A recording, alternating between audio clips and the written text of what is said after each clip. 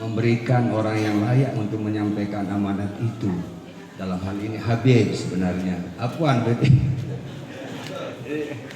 Ini soalnya ini didikan almarhum bapak saya ini. Biar nanti kalau saya nyampaikan sesuatu. Beb, ayo Beb. Astagfirullahaladzim.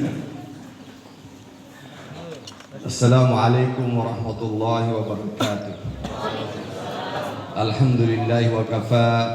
Wassalatu wassalamu ala al-habil mustafa ala nabil mustafa wa ala alihi wa sahbihi wa man ittaqa amma ba'du. Yang sangat-sangat saya hormati Al-Habib, mohon maaf belum saya tahu namanya, berarti ampura, Ustadz Zaidun, apalagi ini ada senior saya Ustadz Zaidun yang saya hormati, dia yang lebih pantas untuk menyampaikan sesuatu. Tetapi dalam hal ini mohon maaf mungkin nanti ada yang kurang pas saya sampaikan. Saya ingin menyampaikan ada firman Allah Subhanahu wa taala, inna fi khalqis samawati wal ard wa ikhtilafil laili wan nahar la ayatin liulil albab alladzina yazkuruna Allaha qiyaman wa qu'udan ila akhiril ayat. Stressing yang perlu kita perhatikan di sini adalah ketika mengatakan ulul albab. Selamat datang Beb.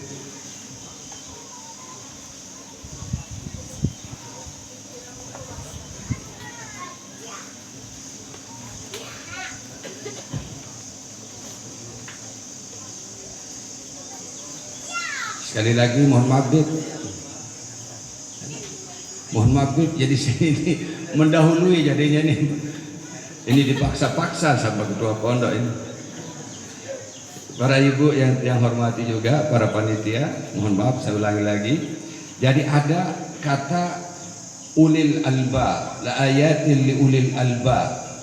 Kalau kita telaah, kita lihat bersama dalam beberapa tafsir, pemahaman daripada ulil albab adalah ada dua, ada dikatakan zu aklin wa zu qalbin, zu aklin salim wa zu qalbin salim. Itu ada dua penafsiran tentang ulil albab.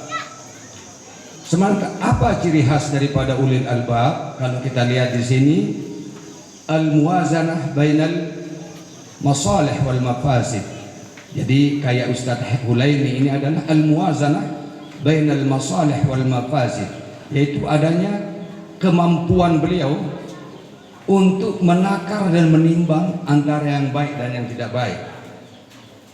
Nah, kalau kita lihat ini wajah-wajah ulul albab seperti para habaib ini memberikan sejukan, Ustadz Hulaimi ini bahkan tuang guru ini memberikan sejukan kalau kita lihat tatapan beliau. Nah yang kedua ciri khas ulil albab itu adalah fiqhul aulawiyah, yaitu mampu menakar mana yang lebih prioritas di antara persoalan-persoalan yang ada, yaitu kemampuan untuk mengukur mana yang lebih aula, mana yang lebih prioritas. Lalu ulil albab ini di dalam Al-Quran dikatakan allazina yazkurunallaha qiyaman. Di sini kalau ulama nahwu mengatakan qiyaman masdarun yakunu fi maudi' yakunul masdaru yakunu fi maudi'il hal. Sebenarnya hal itu biasanya dalam bentuk wasfiyah, yaitu qaimina seharusnya, tapi di sini dikatakan qiyaman wa qu'uda. Yaitu kalau dikatakan qiyaman wa qu'uda, maka maknanya masdar di sini ketika kita beraktivitas. Dari al-qiyaman bukan berarti hanya berdiri, dari makna al-qiyaman di sini adalah kita mengingat Allah Subhanahu wa taala di dalam segala aktivitas kita.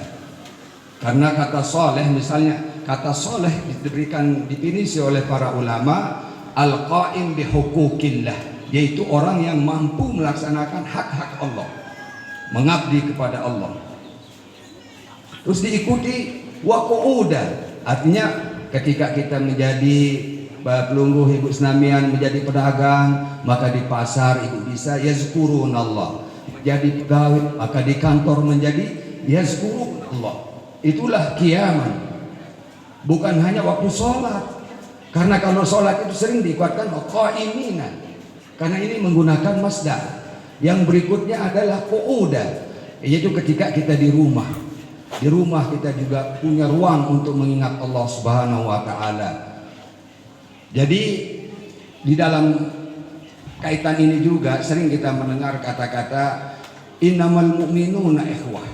Artinya ini ada, walaupun dia lebih bawah kelasnya dari saya di pondok Beb, ini Ustaz Tuan Guru Hulaimi, karena dia selalu memberikan motivasi kepada tiang di pondok Banu Sanusi. Karena hakikat daripada innamal mu'minuna ikhwatun fa aslihu. Jadi kata aslihu ini adalah fi'il amr. Kalau di dalam ilmu usulul fiqh, setiap penggunaan fi'il amr pasti maksudnya adalah lil wujub aw lin nadbi. Jadi beliau ini walaupun dia kecil-kecil kelasnya, dia alim sekali dia Ustaz Sulaimi, jadi selalu memberikan motivasi kepada tiang di pondok. Karena di pondok Banu Sanusi itu hanya kebetulan tiang sebagai ketua, sebenarnya tidak potensi, tidak punya kemampuan untuk menjadi ketua. Cuma karena saya sendirian laki-laki Beb di Banu Sanusi, jadi suka tidak suka, namanya anak laki-laki itu harus meneruskan apa yang pernah dilakukan oleh bapaknya. Jadi dengan sangat terpaksa saya meneruskan Bapak. Jadi saya manfaatkan orang-orang alim, Ustaz Zaidun, saya manfaatkan di sana, banyak tuang guru saya manfaatkan. Jadi tiang niki hanya memanage pondok pesantren. Jadi salah tadi dia, adik kita ini memanggil saya tuang guru. Jadi saya bukan tuang guru, saya predikat tuang guru itu sangat superior, sangat tinggi sekali. Jadi sikap, perilaku itu menunjukkan sosok yang cocok menjadi seorang tuang guru. Sebenarnya yang dia tidak ada kemampuan, apalagi ini di depan para habaib. Wallah, ini patut kita beristighfar kepada panitia yang telah memberikan amanat untuk ngomong ini. Mohon maaf sekali lagi, ini bukan masuk menggurui dan lain sebagainya. Jadi sekali lagi para wali murid Pelunggu harus berbangga di tempat ini, di ujung Kecamatan Gunung Sari ini berdiri pondok pesantren. Kalau mau menghafal apalagi Al-Quran, maka lokasinya seperti inilah yang cocok, jauh dari keramaian, jauh dari pergaulan-pergaulan yang sekarang. Mohon maaf kalau kita lihat pergaulan sekarang ini, subhanallah, patut kita beristighfar kepada Allah Subhanahu wa taala setiap hari, karena pergaulannya sangat luar biasa, runyam. Kalau bahasa Sesela ini kerunyam, artinya waduh, kita bilang apa gitu bahasa Sesela. Jadi pondok pesantren ini insya Allah usisa ala taqwa, dibangun atas dasar ingin melanjutkan perjuangan para habaib. Jadi pondok Darul Islah ini adalah lembaga yang ingin sekali melanjutkan perjuangan para habaib, baik di Jakarta maupun habaib yang ada di Lombok, khususnya di Lombok Barat. Pondok ini berdiri semata-mata alat takwa. Jadi bija Pelunggu di sini dihafal, bagaimana menghafal Al-Quran. Saya dengar lagi diajarkan ilmu nahu, diajarkan ilmu fiqh dan sebagainya. Jadi alhamdulillah, maka patut kiranya kita harus mensupport berdirinya pondok Darul Islah ini. Jadi ibu-ibu tadi, karena tiang juga melaksanakan seperti ini di Pondok Banu Sanusi, tapi dalam bentuk ilmu nahu. Biasanya untuk mengurangi, tadi saya lihat ada anak-anak kita yang agak gugup. Kenapa? Karena menghadapi orang banyak itu luar biasa, memakan mental yang besar.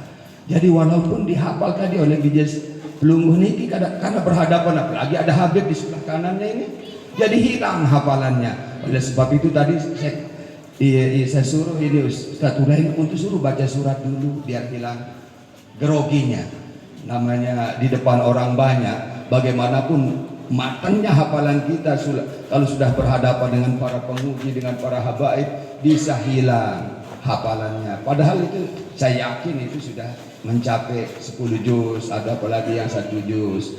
Jadi mudah-mudahan berdirinya pondok Darul Islah ini ada manfaatnya untuk masyarakat di sekitar pondok Darul Islah, yaitu desa Gelangsar, desa Jeringo, bahkan di seluruh desa yang ada di Kecamatan Gunung Sari. Jadi saya tidak bisa berpanjang kalam karena memang down mental saya di hadapan para habaib, tidak pernah menyampaikan apa-apa kecuali di depan wali murid sering. Ini kalau di depan habaib ini, aduh, mohon maaf sekali lagi. Mungkin ini hal-hal yang bisa yang sampaikan. Mungkin ada pengucapan Al-Quran yang salah karena saya bukan hafiz Quran, apalagi hafiz hadis. Saya juga bukan dai, dia hanya seorang pimpinan, kebetulan adalah ketua pesantren yang dipaksa-paksa oleh keadaan. Kalau ada tutur kata tiang yang kurang pas, saya mohon maaf yang sebesar-besarnya. Dengan ini saya akhiri keterpaksaan dengan Assalamualaikum warahmatullahi wabarakatuh.